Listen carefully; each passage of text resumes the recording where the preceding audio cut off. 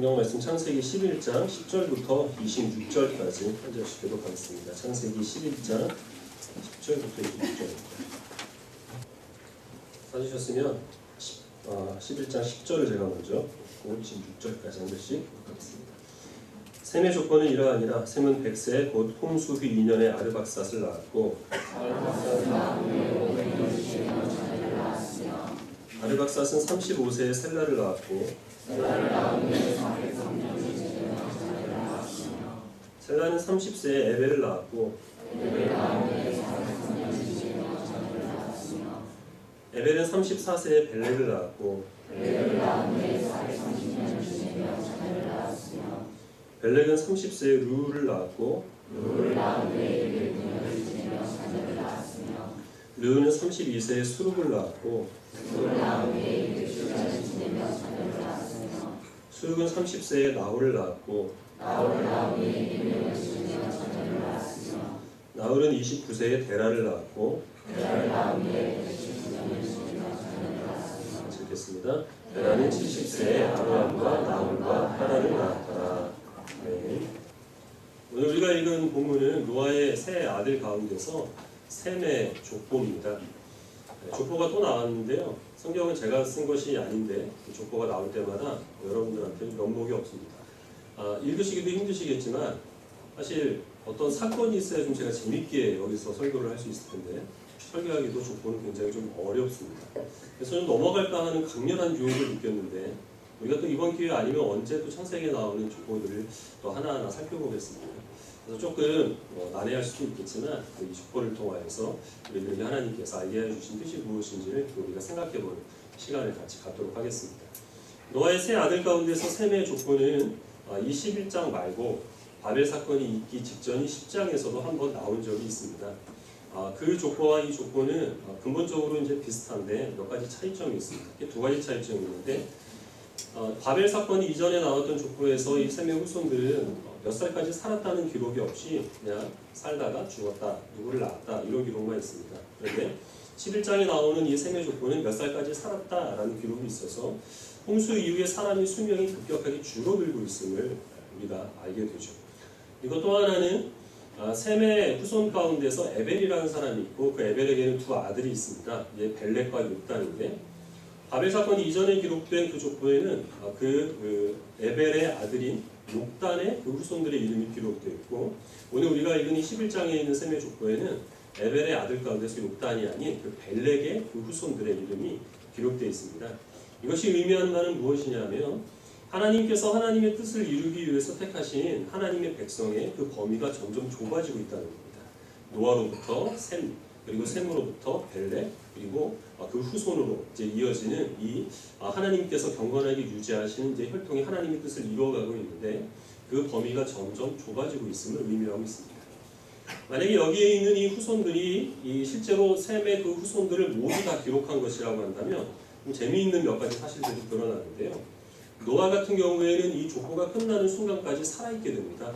노아는 홍수 이전의 사람이라 오래 살았기 때문입니다. 그래서 이제 많은 사람들이 여기 나와 있는 족보는 모든 후손들을 다 기록한 것이 아니라 특별한 이유에 의해서 몇몇 사람들을 구별해서 그래서 이제 포함시킨 것으로 그렇게 생각을 합니다.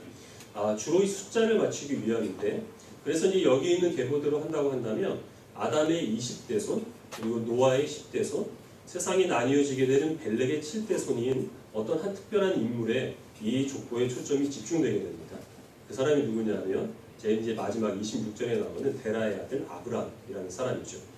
아브람은 나중에 이름이 바뀝니다. 아브라함으로 이름이 바뀌게 되는데 인류의 역사는 이 아브라함 이전과 이후로 나뉠 만큼 이 아브라함이 갖고 있는 의미는 특별합니다. 왜냐하면 하나님께서 이 아브라함에게 12장에서 사실 약속 때문에 그렇게 되는데요. 하나님께서 아브라함을 부르신 후에 내가 너로 큰 민족을 이루겠다라는 약속을 주십니다. 그리고 그 약속에 따라서 하나님께서는 이 아브라함을 시조로 하는 이스라엘이라고 하는 하나님의 특별한 백성을 이제 이 세상 가운데 이루시게 되죠. 그러한 관점으로 보게 되면 우리가 지난주에 살펴봤던 그 바벨 사건은 하나님께서 욱하시는 심정으로 즉흥적으로 행하신 일이 아니라는 사실을 우리가 이해할 수 있습니다. 너희들이 감히 내가 있는 곳까지 높이 탑을 쌓아 올려? 에이, 맛 좀 봐라. 그러면서 언어로 혼잡하게 하신 것이 아니라 하나님께서는 특별한 목적을 가지고 그 일을 이루셨다는 것이죠. 바벨 사건이 의미하는 바는 세상이 홍수 이전의 상태로 고스란히 돌아가 버렸고 오히려 더 심각하게 타락했다는 것을 우리들에게 알려줍니다. 근데 원래 그들의 행위대로 한다면 하나님께서 홍수로 세상을 심판하셨듯이 이 바벨탑을 쌓는 세상을 하나님이 다 진멸하셔야 되는데 하나님께서는 세상을 심판하지 않으시죠. 왜냐하면 노아에게 하신 약속이 있기 때문입니다. 사람의 그 악함이 어려서부터 그 본성에부터 비롯된다는 사실을 아셔서 심판으로는 세상이 바뀌지 않는다라는 사실을 하나님께서 사람들에게 확인시켜 주시고 내가 다시는 물로 세상을 심판하지 않겠다라는 약속을 노아와 맺으십니다. 그래서 이제 하나님께서는 세상을 여러 조각으로 나누십니다. 그리고 그 나눠진 조각 가운데서 한 조각을 선택하셔서 그 조각을 하나님의 나라로 세워가십니다. 그리고 그 하나님의 나라의 하나님께서는 율법을 주셔서 하나님의 뜻이 무엇인가를 알려주십니다. 그리고 그 율법대로 율법에 순종하며 살아가는 주의 백성이 어떤 하나님의 은혜와 복을 누리게 되는지를 이방 사람들에게 다 알려 보여주심으로 그 하나님의 은혜를 사모함으로 이방인들이 하나님의 은혜 가운데 들어와 구원을 얻게 하시려는 이 계획을 지금 하나님께서는 펼쳐 보이신다는 것이죠. 이것은 바벨탑 사건부터 아니면 그 이전부터 하나님께서 애초에 가지고 있는 계획이었고 지금 이 하나님의 계획이 바벨 사건 이후에 계속해서 사람들이 아이를 낳고 그리고 또한 나중에 이 아브라함이 태어나는 이 과정을 통하여서 하나님께서는 여전히 이 세상을 구원하시려는 하나님의 계획을 계속해서 이행하고 계신다라는 것이 이 족보가 우리들에게 알려주는 교훈입니다. 근데 문제는 무엇이냐 하면 하나님께서는 여전히 하나님의 백성들을 가려 뽑으시는 일들을 행하시는데 이 하나님의 역사하심이 우리 눈에 보이지 않는다는 거죠. 왜냐하면 일반 가정에서 일어나는 사람이 결혼하고 결혼해서 아이를 낳고 그리고 죽습니다. 그럼 그 아이가 또 장성해서 또 다른 아이를 낳고 이런 어느 가정에서나 일반적으로 일어나는 일들을 통하여서 하나님께서는 하나님의 택하신 백성 아브라함을 지금 가려 뽑으시고 선별하시는 과정을 거쳐가시기 때문에 세상 사람들은 하나님께서 바벨 사건 이후에 아브라함이 태어나기까지 여전히 역사하신다라는 것을 눈으로 볼 수가 없다는 겁니다.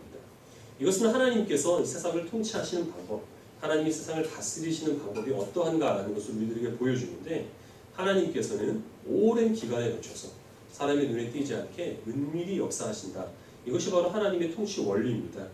예수님께서도 하나님 나라를 설명하실 때 바로 이러한 부분들에 대해서 강조를 하셨는데요. 마태복음 13장 말씀 같이 보겠습니다.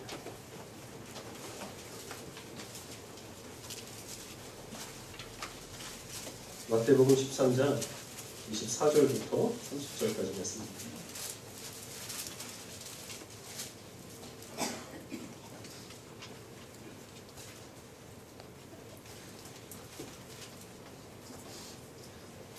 (24절) 제가 먼저 읽겠습니다. 예수께서 그들 앞에 또 비유를 들어 이르시되 천국은 좋은 씨를 제밭에 뿌린 사람과 같으니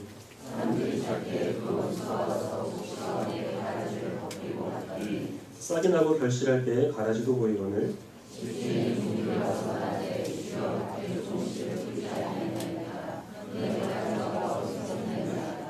주인이 이르되 원수가 이렇게 하였구나. 종들이 말하되 그러면 우리가 가서 이것을 뽑기를 원하시나이까.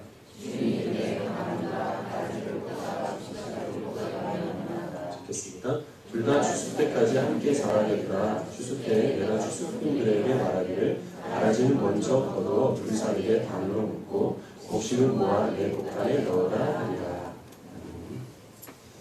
마태복음 13장에는 예수님께서 하나님 나라, 천국에 대한 설명을 여러 가지 비유를 들어서 말씀을 하십니다.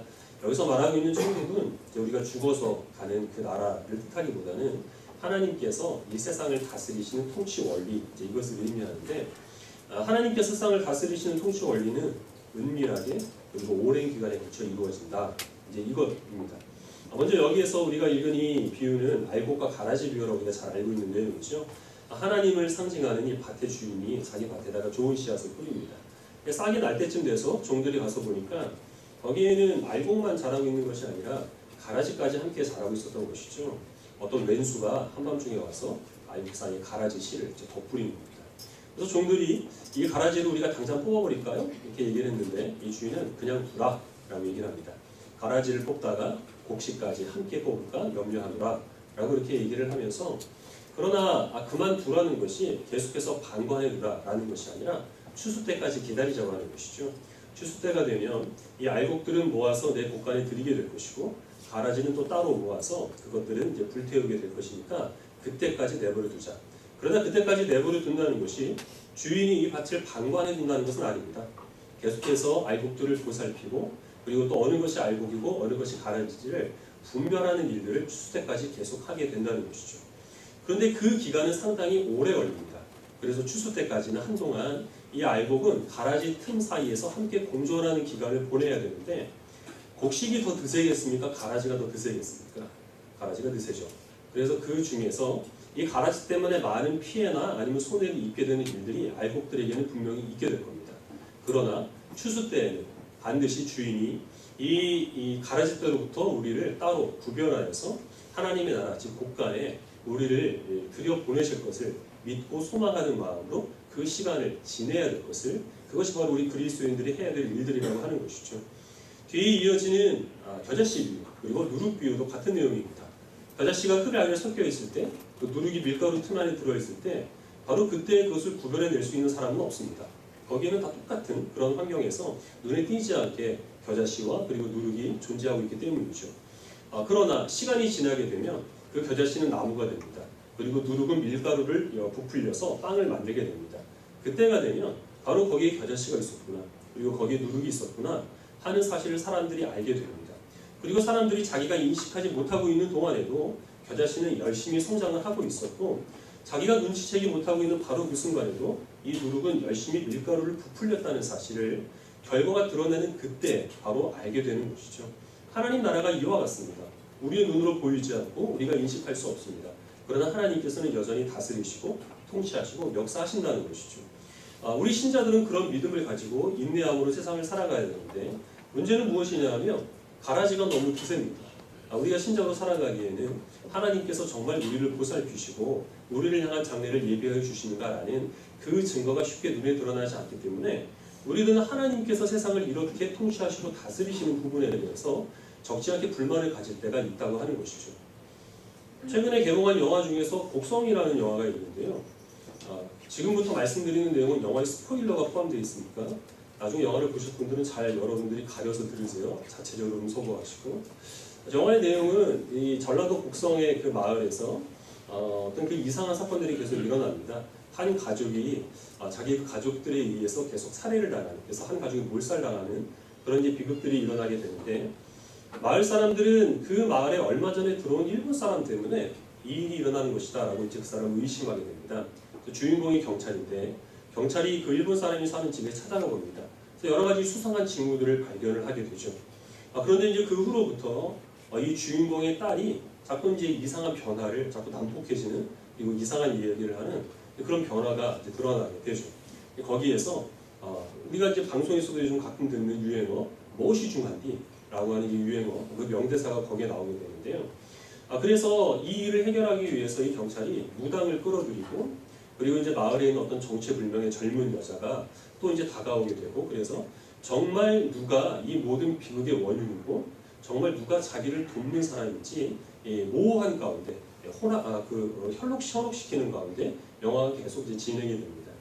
그래서 영화 내용에는 이제 구술하는 것도 있고 그리고 또 나중에는 그 악마가 예수님이 부활 후에 하신 그 말씀을 그대로 인용하는 내용들도 있어서 그리스도인들이 보기에는 적지 않게 좀 불편한 내용들이 있는데 그런데 실제로 정작 그 영화를 만든 감독이 기독교인이라고 하는 거죠. 그 감독이 한 그 여러 이제 인터뷰를 제가 좀 살펴본 적이 있는데요. 이제 이런 얘기를 했습니다. 그 영화를 만들게 된 기본적인 동기가 세상에 너무 악한 일들이 일어나고 그 악한 일로 인해서 피해를 당하는 사람들이 있다는 거죠. 근데 피해를 당하는 사람의 입장에서 보면 이유가 없이 피해를 당한다는 겁니다. 자기가 뭔가를 잘못한 것이 아닌데 그럼에도 불구하고 갑작스럽게 사람의 삶 가운데서는 비극적인 일이, 불행이 닥치게 되는데 그 이유가 무엇일까 하는 것들을 생각을 해나가다가 이것이 이유가 없이 사람들에게 닥치는 불행이기 때문에 세상은 이것을 해결할 수 없다라는 결론에 도달했다는 거죠. 그래서 그 영화에 나오는 의사도 그리고 또 거기 있는 경찰도 그리고 심지어 그 마을에 있는 성당의 신부도 그 문제에 대해서 누구도 그렇다 할 만한 답을 내놓지 못합니다. 그래서 이 감독이 하는 이야기는 유일한 소망은 하나님인데 하나님께서 과거에 그러셨던 것처럼 오늘날에도 직접적으로 인간 사회에 개입을 하셔야 된다 하는 그런 마음이 생겼다고 하는 거죠. 하나님께서 오랫동안 침묵하고 계시는데 좀 이 침묵을 깨치시고 자리를 떨쳐 일어나셔서 세상에서 일어나는 모든 불행한 사건들에 대해서 하나님이 직접적으로 개입하셔서 해결을 해 주셔야 한다라는 그러한 마음으로 이 영화를 만들었다는 그런 얘기를 합니다. 바로 그것이 우리 그리스도인들이 하나님의 통치에 대한 그 원리를 잘 이해하지 못할 때 갖게 되는 그러한 마음입니다. 그 영화는 기독교인으로서 세상을 어떻게 바라봐야 하는가 하는 답을 준 것이 아니라 하나님의 통치 원리를 좀처럼 이해하지 못하고 답답하게 여기는 성도가 하나님께서 조금 더 적극적으로 일하고 하나님께서 좀 더 그 능력을 나타나심을 바라는 그러한 마음이 거기에 담겨 있는 거죠. 그래서 그 영화에 보면 마을의 수호신처럼 그렇게 상징되는 그 젊은 여자가 엄청난 능력을 갖고 있습니다. 근데 실제로 그 여자가 어떤 현실적인 문제를 해결하기 위해서 적극적인 노력은 하지는 않습니다. 사람들에게 그저 가서 나를 믿어달라 사정하고 애원하다가 사람이 자기를 믿지 않아서 불행한 일이 생기게 되면 그냥 골목에 쭈그려 앉아서 우는 것, 그것이 그 여자가 하는 전부의 일인데 그것이 바로 신자가 보기에 하나님께서 오늘날 그렇게밖에 일하지 않으신다라고 여겨지는 답답함이라고 하는 것이죠. 믿지 아니하는 사람들은 여기까지 오지도 못합니다. 그렇죠? 믿기 때문에 하나님께 대한 기대가 있기 때문에 하나님께서 왜 우리의 기대대로 그렇게 일하지 않는가, 거기에 대해서 우리는 많은 혼란을 느끼게 되는 거죠. 우리뿐만 아니라 세상이 창조된 이래로 하나님 믿는 주의 백성들 가운데서는 하나님의 이 일하시는 방법에 대해서 너무 답답함을 느끼고 때로는 노골적으로 불만을 토로한 많은 사람들이 있었습니다. 욥이 그렇고 하박국 선지자가 그렇죠. 가룟 유다는 예수님께서 하시는 일이 너무나 마음에 들지 않아서 결국 예수님을 배신하고 팔아넘기게 되었죠.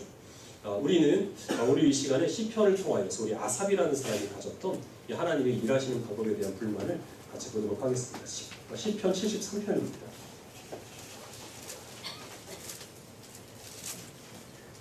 예전에도 살펴봤던 본문이어서 다 읽지 않고 우선 1절부터 3절까지만 같이 보겠습니다.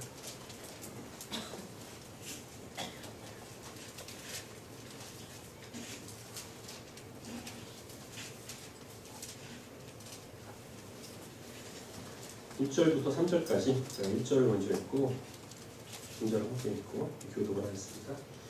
하나님이 참으로 이스라엘 중 마음이 정결한 자에게 선을 행하시나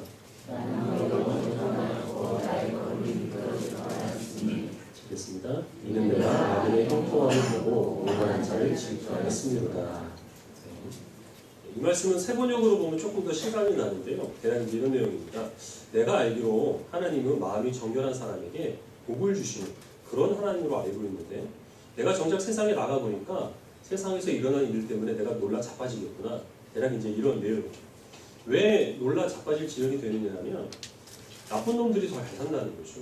나쁜 사람이 착한 사람들 등을 쳐먹고 그리고 그들이 세상에서 호의호식을 누리는데 어찌나 잘 먹고 잘 사는지 눈이 불쑥 튀어나올 정도로 이 나쁜 놈들은 잘 살더라는 겁니다. 그러나 그 반면에 이 악한 사람들 때문에 정작 하나님의 보호하심을 받아야 되고 복을 받아야 될 선한 사람들은 피해를 입더라라는 거죠.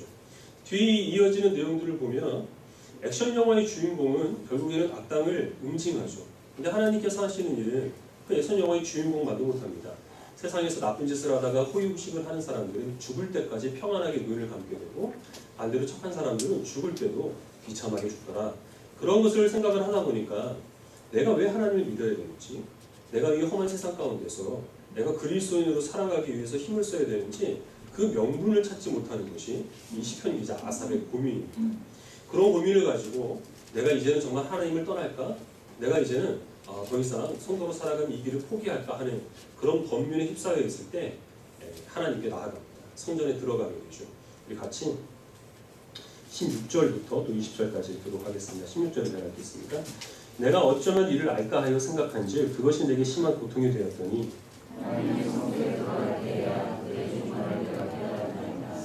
주께서 참으로 그들을 미끄러운 곳에 두시며 파멸에 던지시니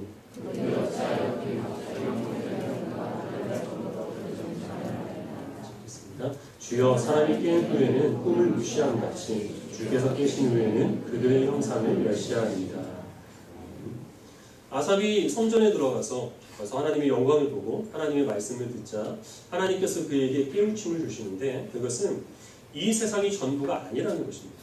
이 세상에서 일어나는 일들이 전부가 아니라 이 세상에서 악한 일을 하는 사람은 여기에서 호의호식을 누리든 평안이 주든 그것과는 관계없이 그를 위한 심판이 우리가 영원히 살아가게 될 그 세상에서 준비가 되어 있고, 이 세상을 하나님의 백성으로 신실하게 살아가다가 고통을 당하는 사람들은 그들을 위한 보상과 그리고 그들을 위한 구원이 역시 마찬가지로 영원한 세상 가운데 준비되어 있었다는 것이죠. 그래서 우리가 살아가고 있는 이 세상, 지금의 이 현실들은 이 하나님의 준비된 심판을 받게 될 사람들은 그 심판에 합당한 모습으로 타락하게 되는 과정이고, 그러나 하나님의 구원을 예비된 그런 소망을 품고 살아가는 사람들은 그 구원에 합당한 사람으로 조금씩 자신을 연단시키고 변화시키는 과정이라는 사실을 그가 깨닫게 되는 겁니다. 이 세상 가운데서 일어나는 일은 어떠한 것이든가 그것은 한날 꾸었다 깨는 꿈에 불과한 것이고, 진짜 우리가 살아가게 될 그 참된 세상은 그 이후에 있는 영원한 세상 가운데 하나님의 구원과 심판을 거치게 된 그 다음 세상이라는 사실을 이 아삽이 깨닫게 된 것이죠. 여기까지 와서 그리고 이제 이 아삽이 성전 밖을 나가게 됩니다. 그럼 성전 밖을 나갔을 때 세상이 달라진 것이 있느냐? 아삽이 이전에 가졌던 그런 괴로움과 고통들, 그런 의문들에 대해서 어떤 해답이 당장 보이게 되느냐? 전혀 없죠. 세상은 아무것도 달라진 것이 없습니다. 여전히 나쁜 사람들은 나쁜 짓을 행하면서 눈이 튀어나올 정도로, 눈 조금 튀어나오신 분은 죄송한데 성경 표현이 그렇습니다. 눈이 튀어나올 정도로 잘 먹고 잘 사는 그런 일들이 반복이 되고, 성도들은 그 가운데서 하나님의 역사하심이 쉽게 드러나지 않아서 내가 정말 주의 백성으로 살아가야 돼 어떤 명분이 있는지 그것을 궁금하게 여기게 되는 그런 일들이 있는데, 정작 달라진 것은 하나님의 성소에 나와서 주님께 그 모든 말씀들을 들었던 바로 이 아삽이 세상을 바라보는 관점이 달라집니다. 이 마지막에 있는 부분들 24절부터 마지막 28절까지 하겠습니다. 24절을 제가 읽겠습니다. 주의 교훈으로 나를 인도하시고 후에는 영광으로 나를 영접하시리니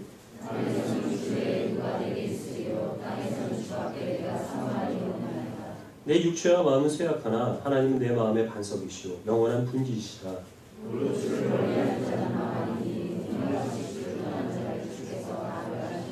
하시겠습니다. 하나님께 가까이 하니 내게 보이라. 내가 주 여호와를 나의 피난처로 삼아 주의 모든 흔적을 전파하리이다.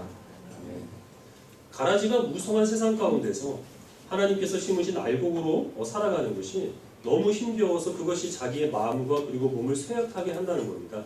그럼에도 불구하고 이제는 이 아삽은 더 이상 이 세상 사람들에 현혹되지 않습니다. 하나님께서 자신을 향한 그 구원을 예비하여 주셨다는 그 사실을 기억하여서 이제는 내가 성도로 살아가는 이유, 그리고 내가 하나님께 순종하고 주님께 충성했을 때 거기서부터 어떤 보상이 비롯되는지를 원하는, 그것을 눈으로 보기를 바라는 마음이 있었는데, 이제는 여호와 하나님께서 나의 분기시 되시고 하나님께서 나의 보상이 되기 때문에 어떠한 명분이 없어도 나는 주님을 따르겠노라는 이 신앙을 고백하는 것이죠. 이전에는 세상 사람들이 누리고 있는 그 복을 나도 누리고 싶어서 그 사람처럼 될까 하는 그런 마음이 있었지만, 이제는 주 여호와 하나님을 가까이 하는 것이 내가 복이라는 사실을 알아서 그 길을 걷는 것을 기쁜 마음으로 감당하겠다는 겁니다. 그리고 지금 내가 이전에 겪었던 그런 많은 갈등들을 똑같이 겪고 있는 사람들이 있습니다. 하나님이 왜 역사하지 않으십니까? 하나님께서는 왜 그의 백성들을 돌보시지 아니하십니까? 그런 것을 가지고 염려하고 근심하는 사람들에게 가서 주님께서는 여전히 살아계신다. 하나님께서는 우리를 향한 구원을 예비하고 계신다.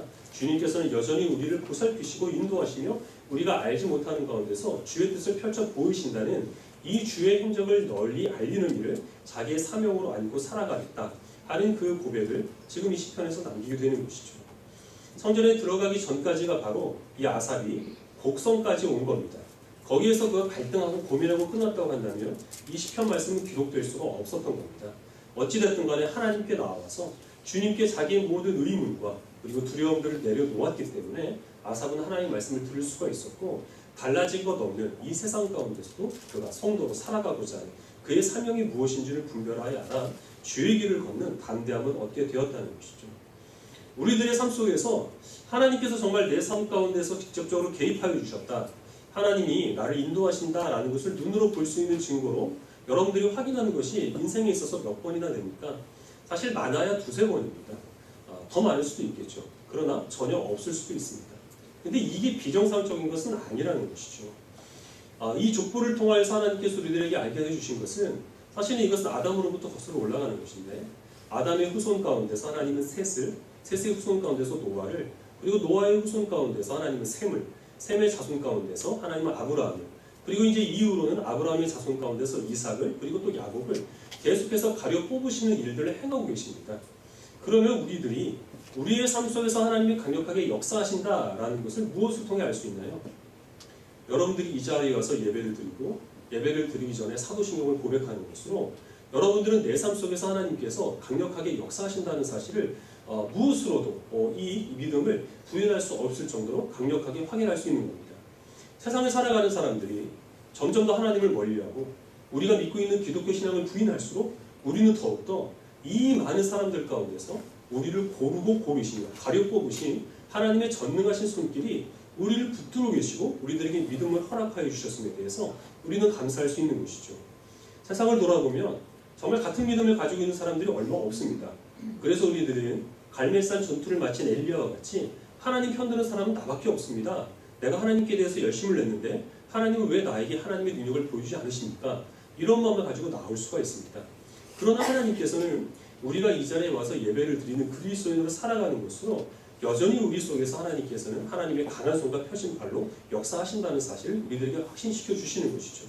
그것뿐만 아니라 이 금예배가 갖고 있는 중요한 의미는 같은 믿음을 가진 사람, 그래서 같은 길을 걷는 사람이 나 말고도 여럿이 있다는 사실을 우리 지체들을 통해서 확인하게 합니다. 그래서 이 외로운 좁은 길을 걷는 나와 같은 동역자가 있다는 사실을 알고 우리가 함께 이 자리에서 교제하고 함께 서로를 위해서 기도하고 격려하는 것을 통하여서 나만 이 길을 걷는 것이 아니라 하나님 선택하신 주의 백성들이 서로 돕고 서로 위로하는 가운데 하나님의 백성으로 점점 성장하게 된다는 사실을 이 공예배를 통해서 우리는 확신할 수 있게 되는 것이죠. 이 시간에서 기도를 통하여서, 이 시간의 말씀을 통하여서 하나님께서는 우리들에게 성도로 살아가는 그 모든 만족과 보상이 여호와 하나님 한 분이라는 사실을 알게 하셔서 그것이 우리가 그리스도인으로 살아가게 되는 모든 이유가 되게 하십니다.